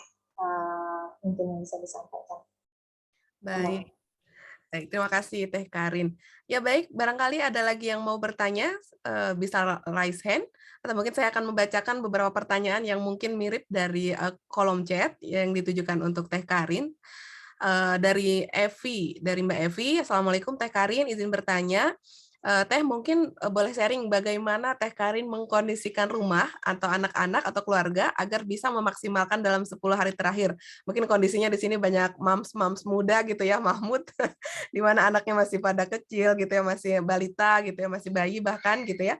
Dan bagaimana cara memanage hal tersebut gitu sehingga kita bisa tetap mengoptimalkan di 10 malam terakhir itu. Silakan Teh Karin, mungkin bisa berbagi tips dan triknya. Iya, kalau pertanyaan tentang keluarga saya ya saya sampaikan apa adanya ya, keluarga kami gimana. Nanti lihat aja cocok atau enggak gitu ya. Nanti silahkan cari inspirasi lagi. Ini kan karena pertanyaannya memang khusus keluarga kami ya. Kalau keluarga kami persiapannya teh dari rojab. Jadi kayak sekarang anak-anak udah biasa bangun awal, kayak ya, yang udah mulai puasa itu kan Yusuf ya. Dia memang suka ikut tahajud, dia memang ikut apa gitu. Jadi alhamdulillah, biiznillah, bifadlillah, saya sama suami nggak repot-repot bangunin dia. Gitu. Bahkan ada di satu malam itu saya sakit kayaknya ya, terus suami lagi mijitin saya, terus Yusuf mau tarawih kan, dia tarawih sendiri dengan zahir gitu ya, atau waktu itu Maryam ikut sholat di belakang dia atau enggak. Jadi kalau untuk ibadah persiapannya tadi udah dari rojab gitu. Terus kalau buat mendampingi anak-anak homeschooling, karena kami homeschooling ya, jadi materi pembelajaran kan bisa dikejar di awal-awal ya. Jadi kayak bulan Ramadan saya nggak terlalu riweh buat mikirin, aduh gimana nih nanti ada ujian matematika, ada ujian ini itu. Karena bab-bab yang mau diujiankan dia udah lewat semua gitu. Jadi ibaratnya kalau kami persiapan libur panjang itu bukan di akhir tahun, libur panjang kami itu Ramadan. Ramadan itu saatnya kami kemudian betul-betul fokus untuk ibadah dan seterusnya. Jadi kayak misalnya gitu ya, Yusuf kan tilawahnya makin banyak ya, sehari bisa 1 juz gitu ya, apa banyak murojaah dan sebagainya gitu. Dia jadi ya mungkin ada berkurang dengan pembelajaran-pembelajaran yang lain, tapi saya sama suami nggak berapa khawatir gitu karena apa yang harus dia kelas 1 ya, barangkali ada yang nggak tahu, Yusuf kelas 1 sekarang. Apa yang bahan yang harus diujiankan, insya Allah dia udah selesai semua gitu. Udah, maksudnya dia udah selesai pelajari. Jadi saya nggak terlalu terbebani. Yang ketiga untuk makanan, mungkin karena saya dari bayi, saya tuh sambil kuliah ya. Jadi makanan itu memang dari kecil, dari anak-anak bayi, saya akan selalu cari makanan yang untuk masaknya nggak heboh. Jadi kayak misalnya untuk sahur, kalau saya masak, itu saya seragam aja. Saya paling sahurnya seperti anak-anak sarapan ya, oat sama telur. Cuman ganti ininya, jenisnya aja. Misalnya oat sama telur rebus, besoknya oat telur dadar, besoknya oat telur ceplok. Oat itu kan sebentar banget. Saya cuma didihin susu sama air, udah mendidih, masukin oat, cuma 1 menit selesai, masukin madu herbs dicampur gitu. Jadi gitu ya. Dan kalau pada ngelihat, maksudnya kalau ngelihat live ya, itu cepet banget ngerjainnya, nyiapinnya itu gitu ya. Itu juga telur, kan ada kompor ada 3 ya, saya pakai tuh langsung sekaligus, 1 buat oat, 1 buat bikin kopi. Saya sama suami ngopi, suami kadang ganti coklat, sama 1 lagi telur gitu kan ya. 3 tuh sekaligus tuh cepet selesai ngerjainnya. Anak-anak sarapannya gitu juga gitu. Bikin telur rebus kan cuman dia masukin air, masukin telur selesai gitu. Jadi kayak gitu ya. Terus kayak masak, kalaupun saya masak, saya tuh masak tuh yang simpel-simpel, sop-sopan, kecap-kecapan, tumis-tumisan. Kalau saya mau lagi kepengen makanan kayak di sore ini, lagi pengen balado misalnya, atau misalnya makanan Padang, saya beli aja gitu. Karena saya nggak mau ngabisin waktu berjam-jam cuma buat masak itu. Mendingan beli, berjam-jam bikin belum tentu enak lagi kan, karena bukan orang yang ahli masak Padang. Mendingan beli, ngasih rezeki ke orang, kita juga kemudian bisa beribadah dan seterusnya. Tapi memang Ramadan ini saya jarang banget masak. Ada masak nggak ya? Pertama, orang banyak ngirim, ya silih berganti gitu. Jadi ini aja masih ada kiriman orang belum habis gitu. Jadi ya gitulah gitu. Terus karena yang makan juga cuma sedikit ya. Jadi nanggung gitu masaknya gitu. Jadi kalau memang kurang makanan sedikit ya paling beli gitu. Paling buat Fatimah yang ada masak-masaknya sedikit gitu yang khusus gitu. Jadi itu. Terus kayak kalau buat beres-beres, Mariam bisa tolong duduk sebentar, Mariam? Omi mau kasih deh. Rumah saya tuh nggak banyak furniture, dan ini tips sering saya sampaikan untuk mengelola waktu, ya kita kurangin sumber-sumber pembuat masalah yang menghabiskan waktu. Kayak contoh beberes ya, rumah saya tuh kayak gini tuh, ini kan panjang ke sana, udah nggak ada apa-apa, ini cuma rak buku, rak mainan, terus kosong melompong, sampai ke ujung. Baru dari sana di belakang ada meja makan. Jadi memang satu area ini, area belajar, area bermain, ya biarin aja mereka ke sana. Gitu ya, jadi beres-beresnya juga nggak berapa capek ya. Yusuf Mariam udah bisa beresin mainan sendiri, paling Fatimah yang harus diberesin mainannya gitu. Jadi ngelola waktunya ya gitu-gitu aja. Paling tips terakhir kali ya yang banyak orang bertanya, teh ibadah ya, buat tilawah gitu misalnya. Tilawah itu saya dapat tipsnya dari Teh Patra. Waktu itu saya coba praktekkan, ya alhamdulillah berjalan dengan baik gitu ya. Jadi optimalkan ba'da tarawih. Walaupun saya ba'da tarawih paling dapatnya ya 1 juz lebih beberapa halaman. Kalau Teh Patra mah bisa 2 juz, 2,5 juz gitu ya ba'da tarawih. Saya mah belum sampai ke sana. Jam tidurnya belum sesedikit beliau gitu ya. Jadi saya masih tidurnya jam 10 lah maksimal saya tidur. Nah, untuk bisa tidur jam 10 paling dapatnya 1 juz atau 1,5 juz gitu. Terus dioptimalkan lagi ba'da subuh. Nah, ini yang tadi saya contoh ya. Biasanya kalau ba'da subuh kan Yusuf tilawah memang kadang-kadang harus didampingi. Tapi khusus buat Ramadan ini ya yang dihisap saya. Jadi saya perhatikan dulu saya. Gitu. Jadi ba'da subuh ya optimalkan sama ibadahnya saya. Nah, ba'da subuh itu kalau kita mau sekali duduk aja sampai dengan syuruk itu bisa dapat 1 juz. Ya, 1 juz atau 1 juz lebih beberapa halaman. Suami saya beda lagi tipenya. Suami saya, beliau mah bisa 2 juz, qiyamul lail sendiri. Jadi siang-siang beliau sibuk ini itu ya nyantai aja orang ininya malamnya qiyamul lailnya udah 2 juz sendiri gitu. Kalau saya nggak bisa qiyamul lail full sama beliau, karena saya nyiapin sahur. Bukan berarti suami nggak mau nolong, saya yang nggak mau urusan permasakan saya dicampur aduki sama beliau, karena suka gagal. Jadi kalau udah gagal kan sahurnya pendek waktunya, nanti harus masak ulang, harus ini. Udahlah, mendingan saya siapin sahur, beliau qiyamul lail panjang, nggak masalah gitu. Ya kurang lebihnya gitu ya, biasa banget, nggak seheboh yang orang lain bayangkan mungkin ya, santai aja insya Allah. Allah bisa.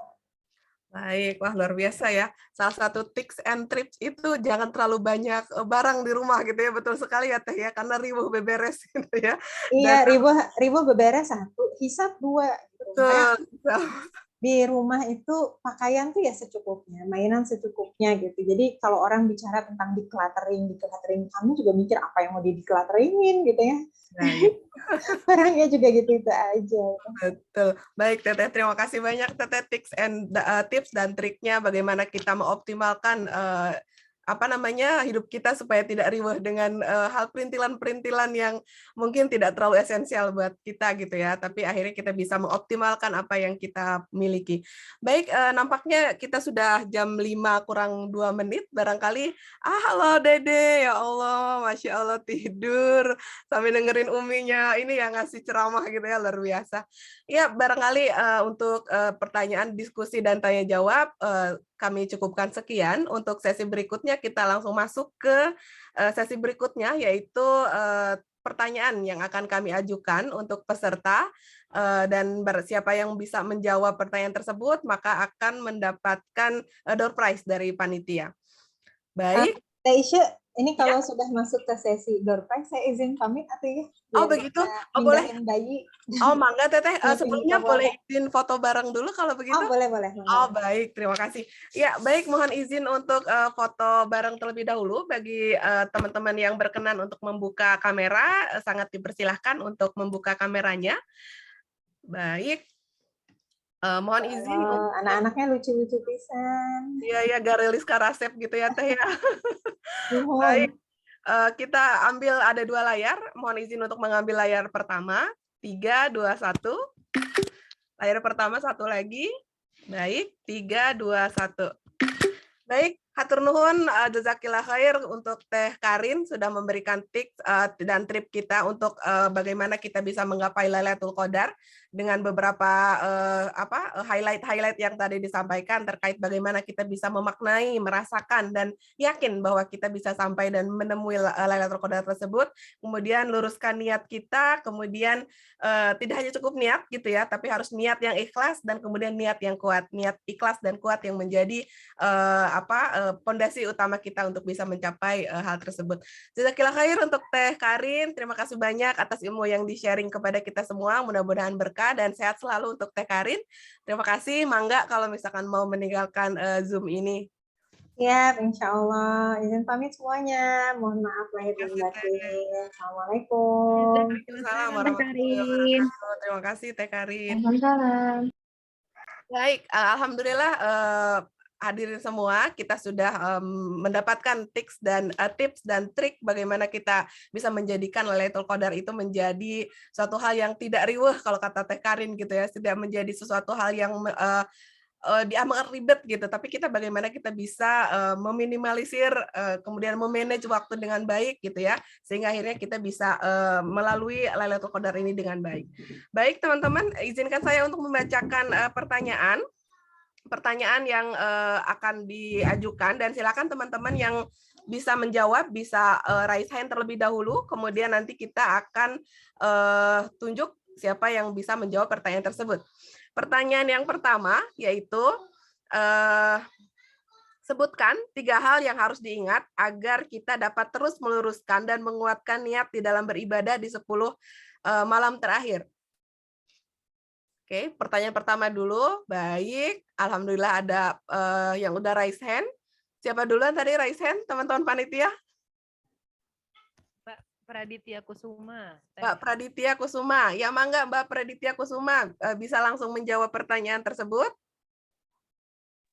Ya, yang pertama adalah mengingat mati. Yang kedua adalah ikhlas karena Allah, maksudnya meluruskan niat gitu kan ya, ikhlas karena Allah, ikhlas yang kuat gitu kan. Yang kemudian yang ketiga adalah mengoptimalkan 10 Ramadan terakhir dengan mengisi, amal sholih dengan sepenuh hati dan sepenuh nikmat. Masya Allah. Bagaimana panitia? Apakah jawabannya itu? Iya betul, alhamdulillah. Alhamdulillah. Selamat Bapak Raditya sudah menjawab kuis yang kami ajukan. Mohon izin nanti panitia akan menghubungi melalui chat untuk penyampaian door prize yang didapatkan. Ada satu lagi teman-teman, tapi mohon untuk menurunkan dulu raise hand-nya sehingga panitia bisa memilih siapa yang duluan mengangkat raise hand, maka dia yang akan dipersilahkan untuk menjawab pertanyaan. Pertanyaan yang kedua adalah sebutkan 3 ibadah yang dapat kita maksimalkan dalam 10 malam terakhir. Masya Allah, luar biasa ya, semuanya pada raise hand. Baik, panitia, siapa yang pertama duluan raise hand?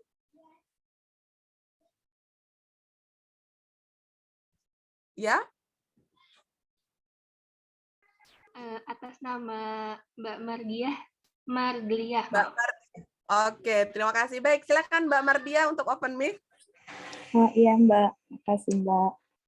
3 amalan, tadi 4 sih sebenarnya Teh Karin sampaikan. Kalau yang saya tangkap, yang pertama berkaitan dengan sholat, terus berkaitan dengan Al-Quran, berkaitan dengan zikir dan doa Mbak. Baik, bagaimana panitia, apakah betul? Iya betul, alhamdulillah. Alhamdulillah, selamat Mbak Mardia sudah menjawab pertanyaan. Baik, selanjutnya dari Mbak Mardia, mohon panitia nanti akan menghubungi Mbak Mardia untuk memberikan door prize tersebut. Kemudian selanjutnya yaitu acara selanjutnya, tapi sebelum ke acara selanjutnya, mohon izin menyampaikan bahwa donasi yang teman-teman sampaikan di acara ini, insya Allah akan kami salurkan untuk infak Palestina, dan kemudian di dalam acara ini kami pun mengajak peserta semua untuk bisa ikut tergabung ke dalam beberapa program yang ada di dalam menjelang 10 hari terakhir. Mungkin Mbak Mutia bisa menampilkan program tersebut.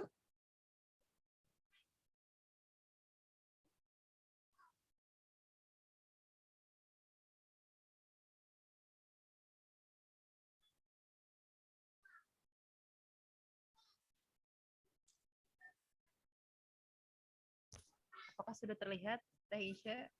Ya, sudah terlihat. Alhamdulillah. Terima kasih Mbak Mutia. Ya, teman-teman hadirin yang berbahagia, dalam rangka 10 malam terakhir ini kami memberi kesempatan kepada teman-teman untuk bisa bergabung ke dalam program yaitu Dompet Sedekah 1000 Bulan, di mana di 10 malam terakhir dari Ramadan ini kami bekerja sama dengan Biman Foundation, kemudian Lembaga Jiswab Zakat Sukses gitu ya, membantu teman-teman apabila mau menyalurkan jiswafnya di 10 malam terakhir tersebut. Kemudian untuk bagi teman-teman yang berkenan dapat menghubungi CP-nya. Silakan lanjut ke slide berikutnya, Mbak Mutia.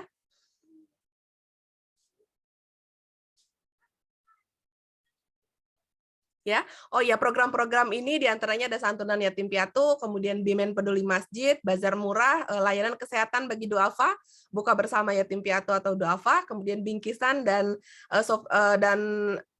volunteer kemanusiaan, kemudian Fun Science Goes to School, kemudian lomba tahfiz Al-Quran dan penyuluhan kesehatan. Itu program-program yang dimiliki oleh Biman Foundation. Kemudian selanjutnya yaitu CP. CP-nya bagi teman-teman yang berkenan untuk ikut ke dalam program tersebut, silakan dapat menghubungi. Oh, ini diantaranya dapat menghubungi. Oh, sebentar. Ya, ini diantaranya program-program yang sudah kami laksanakan di tahun-tahun sebelumnya, diantaranya santunan dan lain-lain. Kemudian berikutnya, apabila teman-teman ada yang berkenan untuk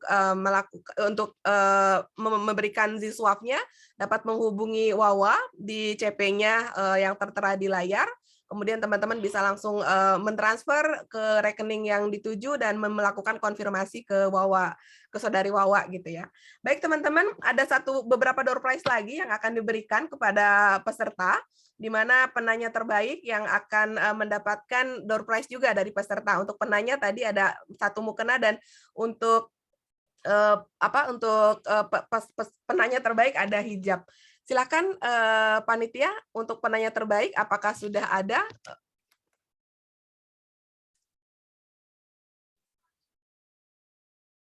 Siapakah penanya terbaik hari ini? Oke, dari panitia untuk penanya terbaik sudah ada, yaitu jatuh kepada Mbak Arina. Mbak Arina masih bersama kita? Halo Mbak Arina, apa sudah live? Oh masih, Alhamdulillah masih ada ya Mbak Arina. Selamat Mbak Arina menjadi penanya terbaik. Kemudian penanya pertama juga ada yang mengajukan tadi yang raise hand, yaitu Mbak Rati. Mbak Rati masih bersama kita? Halo Mbak Rati.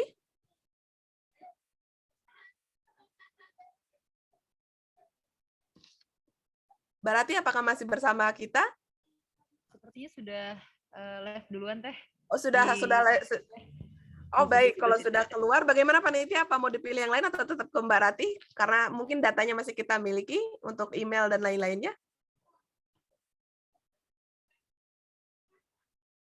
Bagaimana panitia?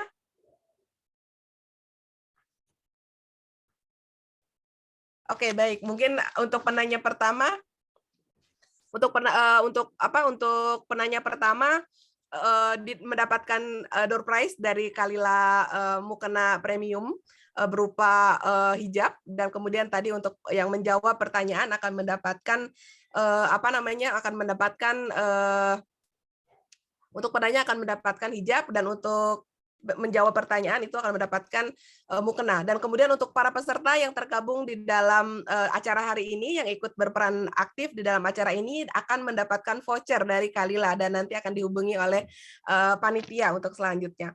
Baik teman-teman, tak terasa sudah hampir 1,5 jam lebih kebersamaan kita di dalam acara hari ini. Mudah-mudahan apa yang sudah kita bahas, apa yang sudah diberikan oleh Teh Karin terkait tips bagaimana kita bisa mendapatkan Lailatul Qadar bisa kita resapi, bisa kita renungi, dan bisa kita laksanakan, dan mudah-mudahan kita bisa mendapatkan keutamaan dari Lailatul Qadar tersebut. Baik, terima kasih atas perhatiannya untuk semua peserta, semua panitia. Saya ucapkan terima kasih. Saya tutup pertemuan hari ini dengan doa kifaratul majelis. Subhanakallahumma wa bihamdika asyhadu an la ilaha illa anta astaghfiruka wa atubu ilaik. Terima kasih. Saya tutup. Assalamualaikum warahmatullahi wabarakatuh. Waalaikumsalam warahmatullahi wabarakatuh. Warahmatullahi wabarakatuh.